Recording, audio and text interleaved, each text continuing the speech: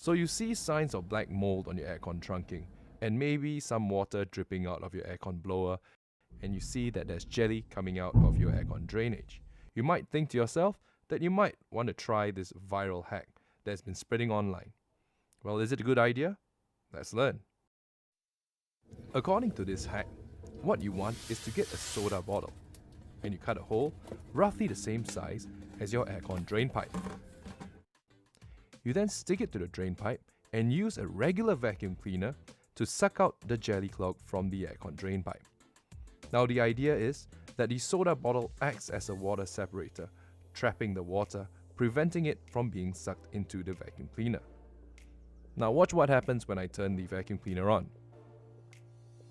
Because of the presence of an obstruction, the drop in air pressure was enough to collapse the soda bottle. Also, you can see that water is now being drawn up into the vacuum cleaner. Luckily for me, I'm using a cheap wet vacuum cleaner which I got for about 80 bucks. And this is about the same price as calling in an aircon serviceman.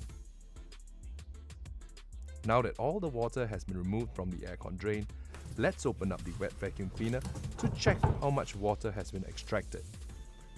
Look at that. Now if this was not a wet vacuum cleaner, all this water will be in your $800 Dyson vacuum cleaner. And most probably it would be dead by now.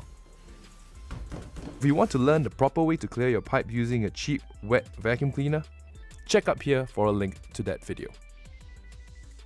So if you like that tip, like, subscribe, join our memberships for more videos like this one, and of course leave a donation through Super Thanks. Thank you so much for watching, and I'll see you on the next one. Take care.